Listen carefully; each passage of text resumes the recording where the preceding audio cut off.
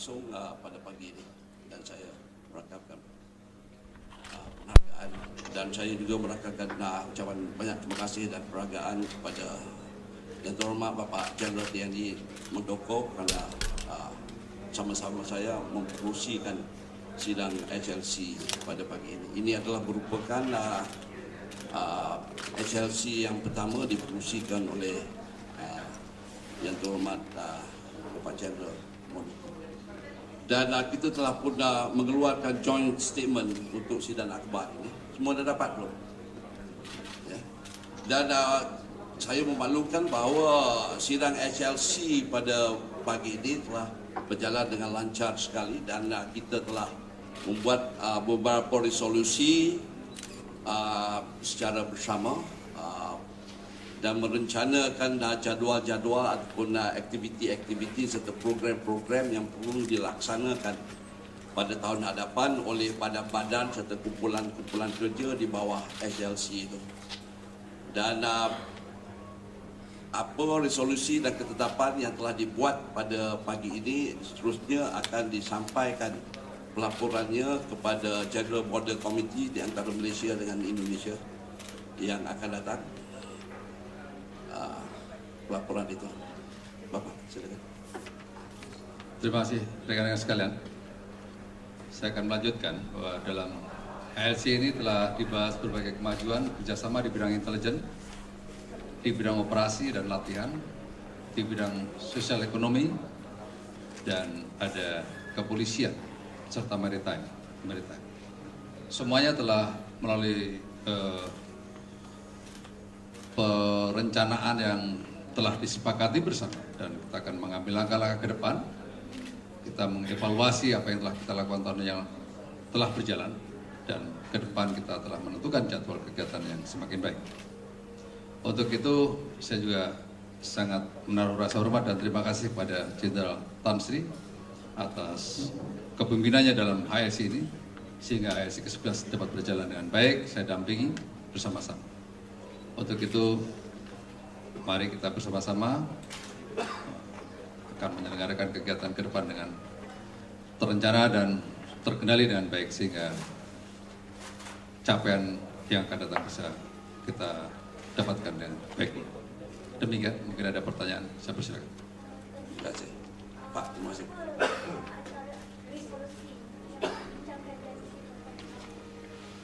Ya, yang pertama-tamanya ialah dalam bidang sosial dan ekonominya, untuk kita mempergiatkan lagi usaha-usaha untuk menentukan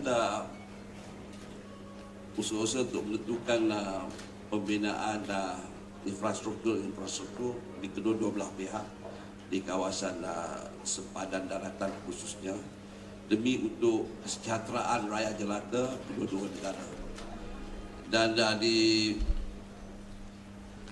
dalam segi keamanan operasi itu, kita juga merencana dan bersetuju untuk mempergiatkan lagi operasi-operasi seperti patrol terkoordinasi, coordinated patrol secara bersama, sama ada di lautan, udara dan juga di daratan. Dan di daratan pula kita telah setuju untuk mewujudkan pos-pos gabungan di kawasan negeri Sarawak, di sebelah Malaysia di Bakalan, dan di Indonesia itu di Long Medan, bergantung kepada kemampuan untuk kita merealisasikan ini. Dan dalam segi latihan pula, kita merencanakan juga untuk mengadakan latihan gabungan bersama darat, samudera dan udara, dan sasar 9AB pada tahun 2016. Lagakma dan sasar 9AB 2016, yang mana kita telah pun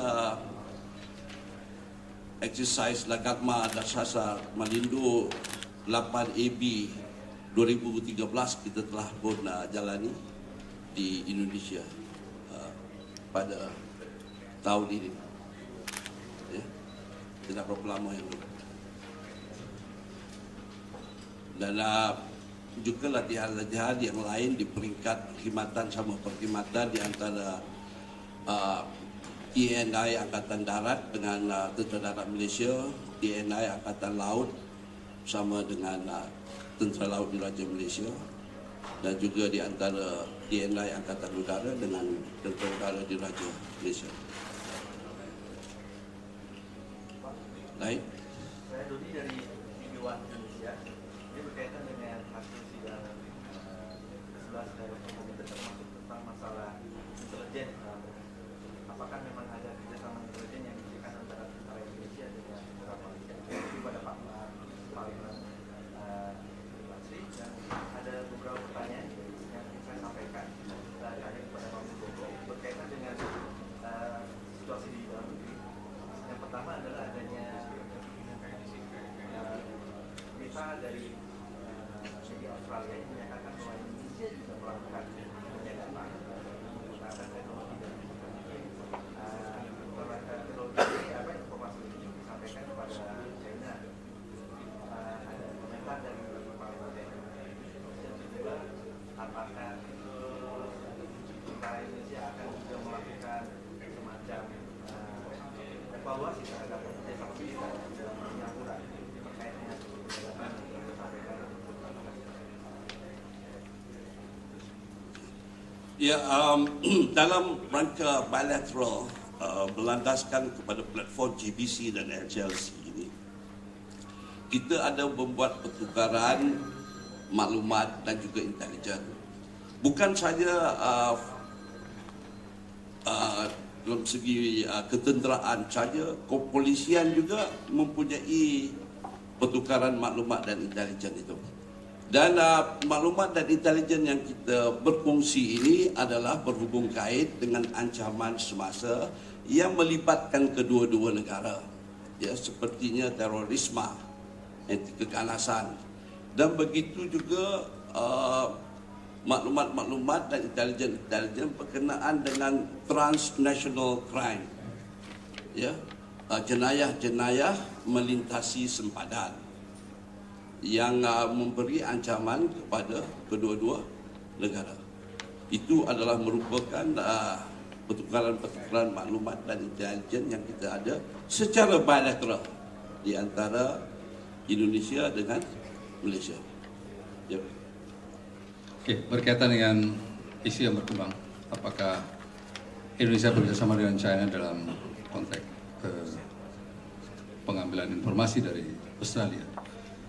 Saya ingin menegaskan, saya tidak mau berspekulasi terhadap sesuatu yang belum jelas. Nanti akan ada persepsi yang berbeda-beda tentang hal ini. Dan saya tidak mengomentari dari sumber yang tidak jelas. Itu pernyataan saya tegas. Berikutnya, berkaitan dengan hubungan dengan Australia, dengan Singapura. Dalam konteks hubungan kerjasama yang telah dibangun adalah mutual trust. Itu harus menjadi penekanan kita. Kalau sudah tidak ada kesesuaian kepercayaan, maka untuk apa kerjasama itu harus dibangun? Untuk itu, kalau memang ada hal yang perlu dipertanyakan dalam konteks hubungan ini, saya akan mengevaluasi.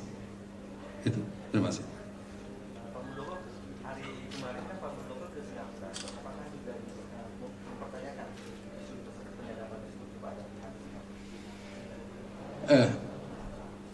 Konteks ini adalah konteks yang berkembang di lapangan. Ya. Belum ada sebuah pernyataan yang tegas dan jelas dari pemerintah. Untuk itu, sekali lagi, saya tidak mau membuat komentar atau melakukan spekulasi atas hal-hal yang masih belum jelas pernyataan resmi dari pemerintah yang bersangkutan.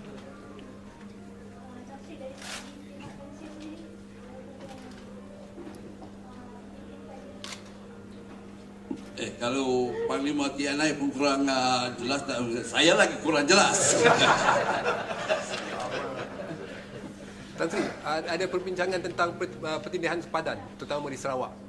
atau diselesaikan? Tidak, cuma yang kita bincang ialah untuk mempertingkatkan kegiatan-kegiatan operasi terkoordinasi ya, untuk membina keyakinan ini. Ya.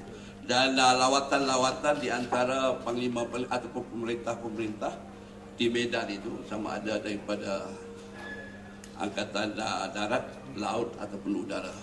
Dan satu kemajuan ialah Panglima Tentera Laut Wilayah 2 telah pun berkunjung ke pada Amarda Timur TNI Angkatan Laut. Ini adalah satu perkembangan yang positif dan saya percaya daripada situ maka kerjasama yang lebih erat akan terjalin dan aktiviti-aktiviti atau program-program akan yang selaras akan timbul daripada lawatan itu. Dan pendirian kita kami di Malaysia ini ya, sebagai satu negara yang berdaulat berkenaan dengan penyimpanan ini tidak seharusnya terjadi, apatah lagi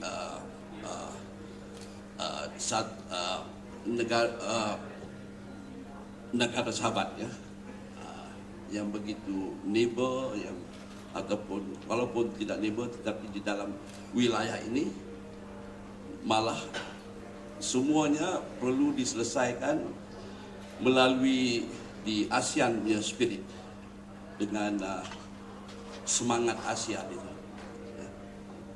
So, sebagaimana yang diwar-warkan oleh pucuk pimpinan negara juga, pengitipan ini ke atas negara yang berdaulat itu tidak seharusnya terjadi, apatah lagi sekiranya negara sahabat yang melakukan pengitipan ini sekiranya benar-benar terjadi.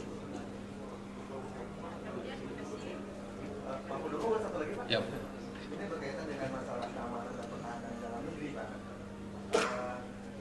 Singtel sudah memiliki saham yang cukup besar di Indosat Pak.